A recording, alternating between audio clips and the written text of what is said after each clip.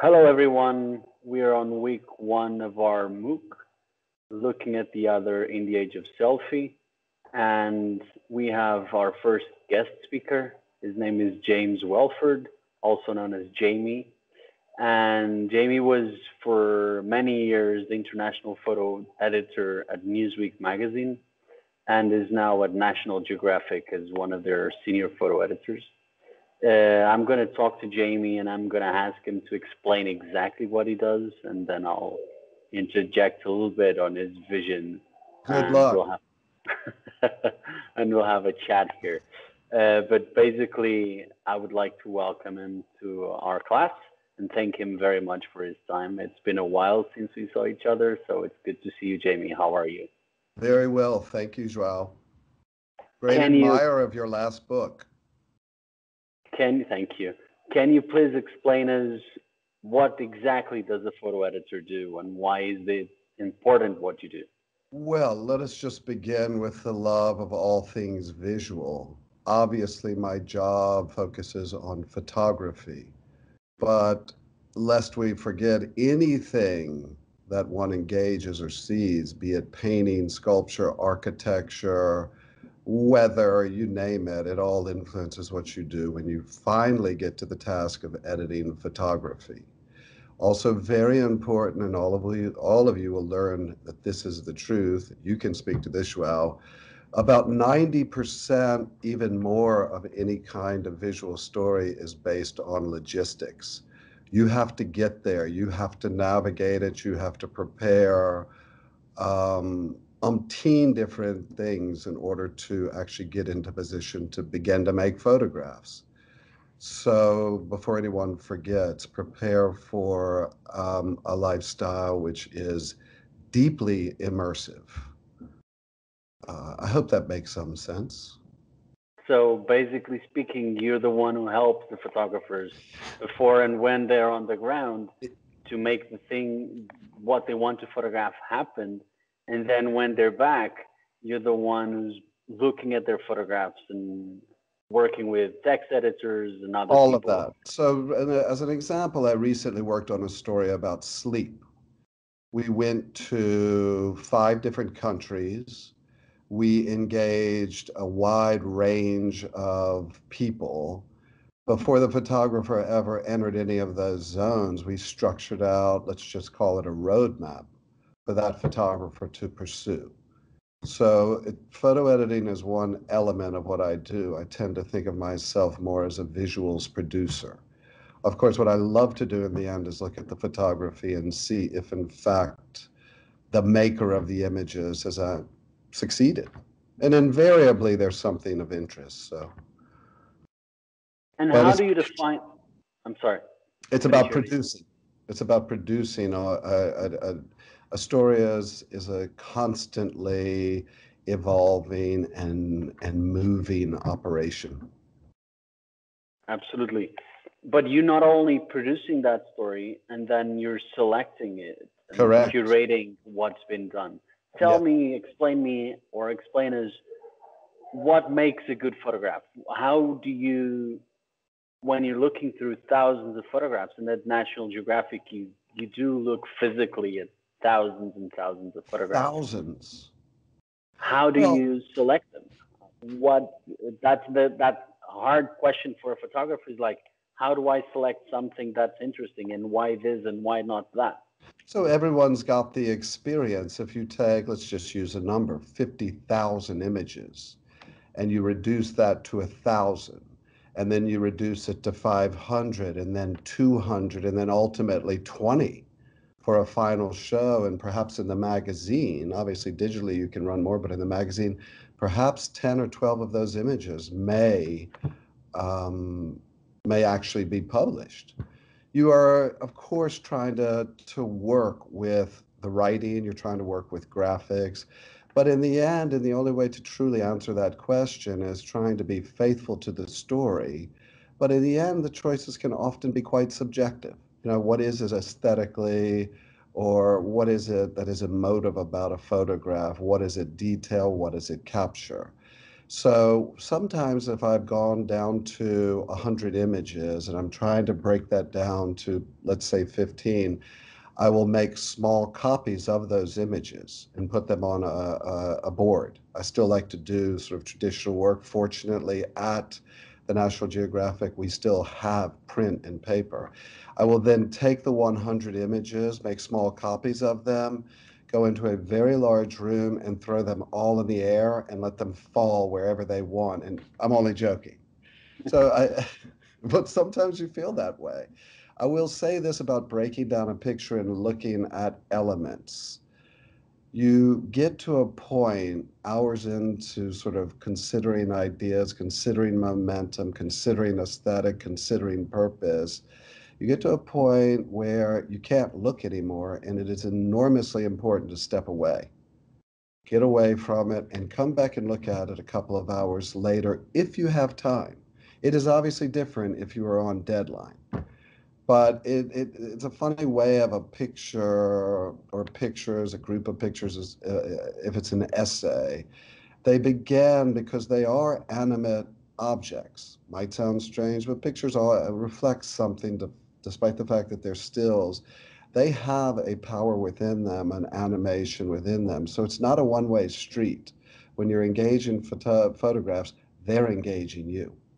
Very humbling, very humbling. Often you end feeling like maybe you missed something, maybe potentially there could have been a better picture, but you just try to do justice to the work. But don't forget the word humility. It's part of actually, in my opinion, selecting the most powerful and moving images. That's a long-winded way of asking your question. Everybody, or answering your question, everybody has a different method, but Absolutely, but it, I it's think fully it's yours is fully particularly interesting, intense, and I think the results come out of it. That's why I sometimes. think, I mean, you everybody has to remember that when at a place like the National Geographic, did that light just went out? yeah, I look at an edit, I build out an edit, I work with the designer, I try to create an ebb and flow with the story that moves me and that I think is most relevant to a story I've been living with. Remember this in the game of photography. When you move to the next stage, you're often in a room of other editors. And choices are changed, ideas are changed, reactions are changed. So you're often in a pitched battle about trying to get your photography and the way that you see it played out in the pages. I would say about 60, 70% of the time, I find some successes. But, it is a very involved, endless, and I will say emotional conversation when you're looking at photographs. I will also point out to the students that it's often nice to look at something which has elements about it which are beyond just the two-dimensional photograph. What informs a photograph? How is your experience and or the story reflected and channeled through the image? That is really very important. So I will also say that part of looking through thousands of images is I often look for, I'll just call them mistakes. When people challenge themselves, try to make a picture, try to find a situation that not only would potentially surprise me as an editor, but that surprises you as a photographer. and the audience's readers too. Yeah, I mean, you're trying to animate a still image. What does it take to do that? Design is very important, but an image stands alone and has a life unto itself. I would say that the challenging part about putting a picture in that arrests people's attention is I ideally would like someone to want to come back and look at the picture again. I believe in layers in an image, and I think they take time to resolve. There are different ways to look at a picture, and you hope that you can introduce something which isn't just stark and obvious. You have to do that sometimes, but the dimensional part of photography actually is something not to be tried about it, but something that doesn't necessarily answer a question as much as it raises questions about what it is, right? So in the end, I think part of the weakness is people often look at visuals almost, to speak grammatically, as punctuation. I'm not one of those people. I look at photographs as verbs, i.e., active. They don't, they're about movement and action. They're not about period, exclamation point. That's a weakness I see sometimes in choices that are made for photography. So I have two main other issues that I wanted to you to address.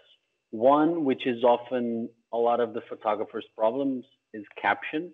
Yes, And let's start by that. And then the other one, which is also the magic of a good photo editor, in my opinion, is to create sequencing and narratives. yes. Well, I tell you what, when one is creating sequence and narrative, I often don't look at the captions. I let the photographs sort of help me to orient a pattern. It is worth noting also that when you're creating sequence, I'm almost never finished. There's so many different ways to create a sequence. And I like that feeling, you know. I often don't just look at a sequence from left to right. I look at it from right to left. You know, how does sequence work? Is it a linear thing? To me, it's more cyclical, you know, so it's always alive when I'm trying to edit. I realize that it doesn't always come out successfully, but that's at least how I look at it. Let's go back to the first question. It's imperative. You're making the story. You need to also be able to speak to what you did. Nothing is more frustrating than someone who sends a wonderful picture but lacks the thoroughness to give us the fundamental basic information. And it's pretty simple, you know. Where is it? When was it? To the extent you can, who's in it? Orientation is super important. Good caption writing is, in the instance of what I do, it's good journalism. You know, I believe in the word, I believe in reading. I want the people that work on the stories that I work on, and that's often, you know, here at National Geographic, we're called out. We have to be the smartest people in the room, right? You're there, you did it. It doesn't mean you have to know everything, but if you lack that final touch of being able to orient the reader to what your picture is about, then at some level you failed. And often I've seen very, very good pictures suddenly get removed from an edit because people cannot speak thoughtfully to them. So just, it doesn't have to be William Faulkner. It has to be a very fundamental, basic, structured introduction to who, what, where, when, to the extent that it's possible, how. Those are the cardinal rules of good journalism. You know, you have to defend your work. You have to put it into context. You don't have to be verbose about it, but you got to be sharp, and you need captions. It makes all the difference in the world when you're in an editing room, which, remember, when you're doing it in the media sphere, most of those editing rooms are controlled by people on the word side. All the more reason to be dead on, smart, and thoughtful about what you do. Doesn't take that long to write a caption. Make No, sure but it often, happens. when one is on the ground, if you're overwhelmed by what you're doing, it's easy to forget about asking the people's names and the context. So Well, I I'm mean, that's, and touching that sometimes, subject precisely for people who are now beginning, is like, this is what we need to do. yeah, well, something, it can be impossible sometimes to do that. Yeah. It depends how, you know, fractured or whatever's happened in any particular situation. But you can still, I mean, I to move beyond, I also think people should carry small recorders into the field with them. Primarily, I was always interested in ambient sound with the digital world and being able to put ambient sound and that sort of thing in there. You can speak into the recorder if you don't have time to take a pencil out and jot it down on a piece of paper, but it's almost like keeping a diary of your journey. And you have to, I'm a or big fond of having a notebook in my pocket and just yeah, like pop it out. yeah, I mean, You know. you're a reporter. Why would you put yourself in a situation and not be able to thoroughly address what it is you're doing? It doesn't mean you have to have all the answers. I'm just talking about you have to have context and structure. And believe me, when you get into a situation where you're working with someone, it it's distinctly professional if you are organized and have thoughts about what you're photographing. And so just the basics. And I mean, it can be 5 words. It can say Paris, the time of day, the situation. I realize that some people it's an afterthought for them, but make it part of your approach. Be able to speak to what you're doing. And I want to go back to the sequencing part a little later on, but just another very important issue, and I think you are the right person to explain it That's to really our nice of students, you to say.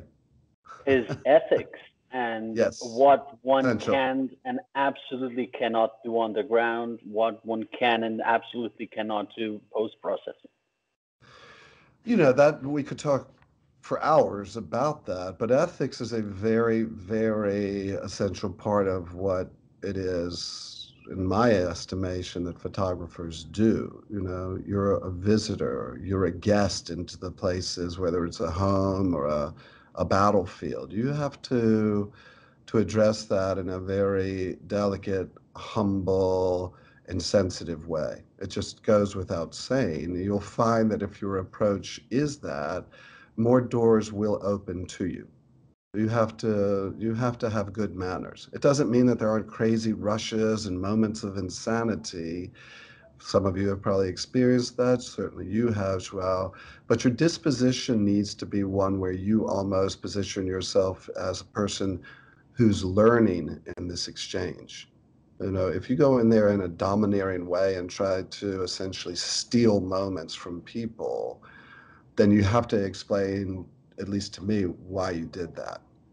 You want to leave people with a good feeling to the extent you can, depends on the story. But the conversation around photography often is, and you have this experience as well, Joel, is also often the prelude to that is a long conversation, gaining people's, you know, uh, faith that they will allow you into their world. You have to treat that very delicately and with, dare I say it, a sense of honor. You're And out there. respect Exactly. for others. You're not out there to necessarily just in no way just take from people. You also have to be prepared to give.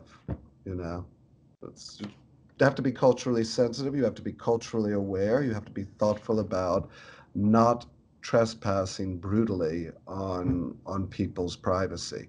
It is, of course, the huge conundrum of walking around the world with a camera. They can Yep. be very invasive. Yeah, and it's up to us to explain what we're doing. It's up to us to keep up our word about what we're Absolutely. going to be doing with those photographs. To me, as someone who often works in countries that are not my country and cultures that are not my culture, is about being clear about what we're doing. And I Absolutely. think if you're honest about things, as you say, doors will open. But if you're not honest, if you're dishonest about what you're doing, it's not only access will close in your story, it's access will close in your career. You will be marked as someone who does not respect the other, which is, Yeah, that's not going to work. I mean, and in such a troubled time where people are calling out the press and all the fake news, madness which is going on, our task becomes increasingly more involved. But it's not just a camera and a picture, people. It's a lifestyle. It's a way that you approach life.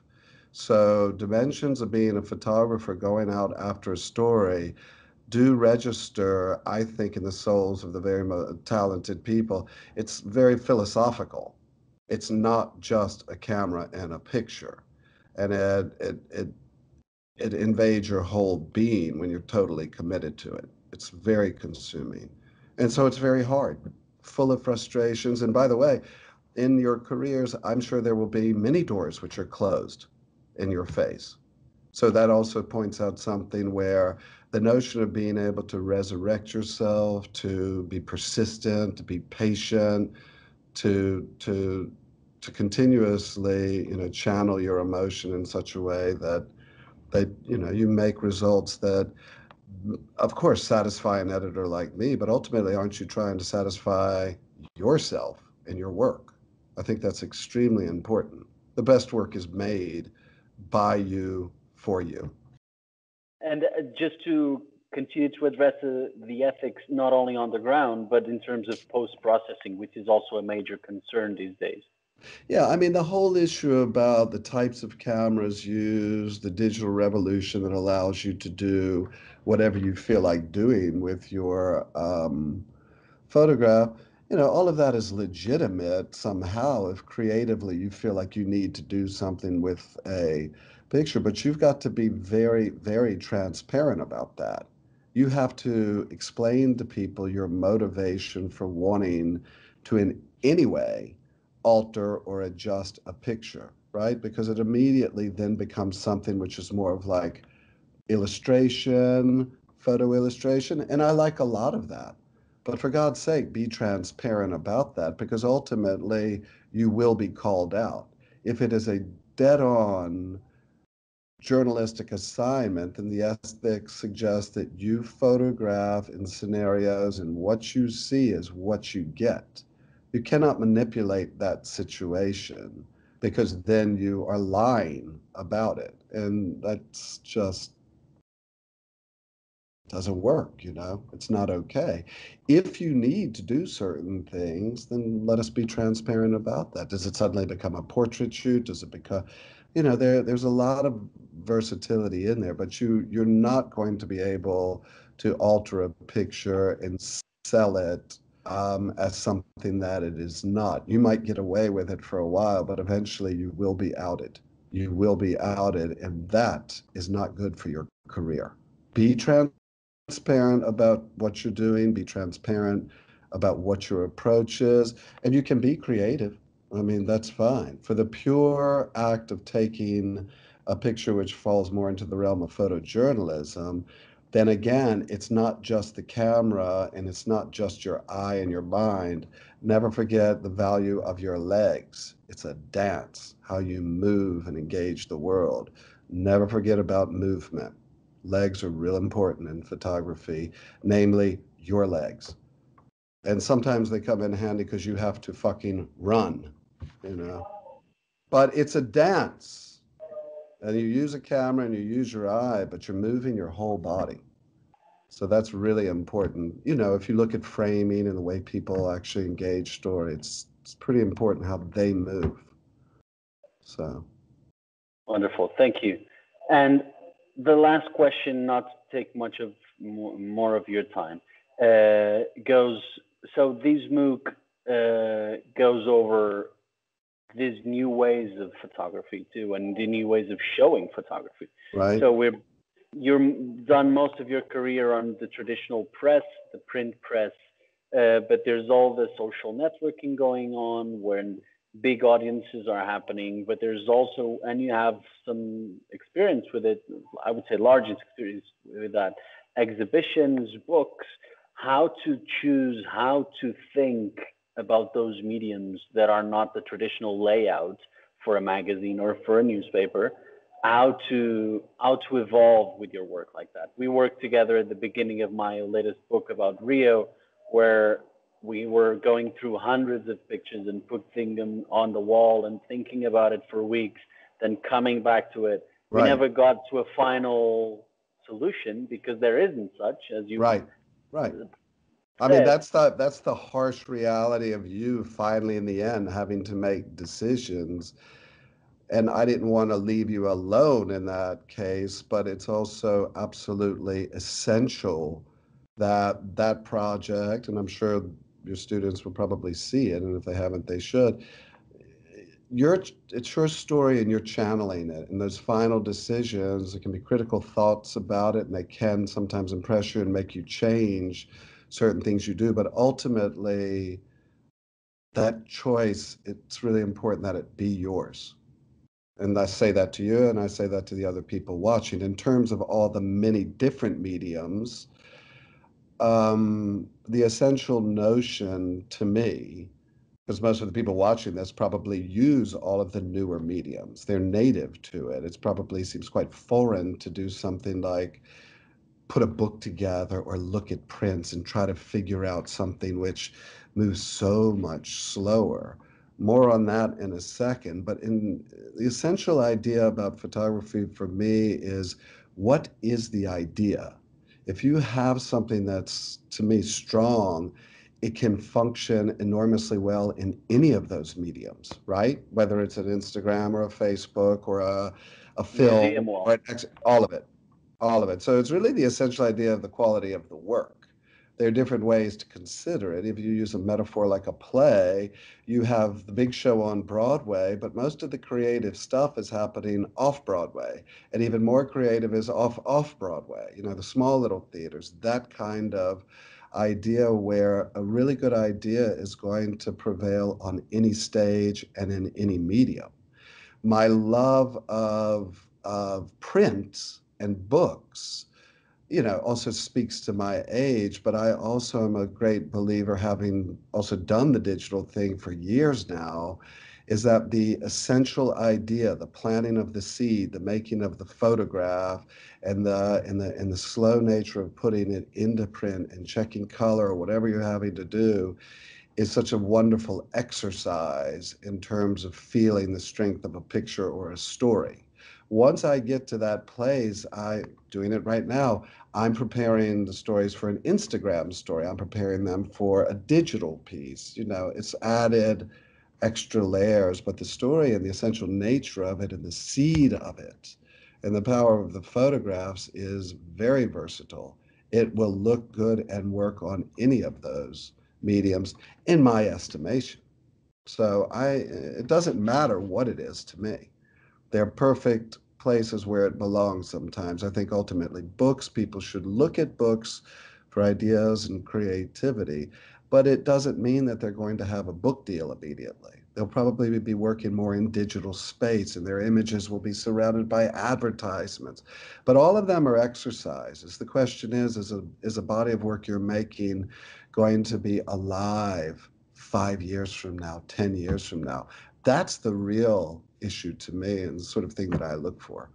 I'm not trying to necessarily, I have to please people in an immediate way, but I'm into the long lasting effects of a story and a picture, because for me, I want to look back at it in 30 years and say, were we on? Were we thoughtful, sensitive, and thinking the right way about a story we were working on?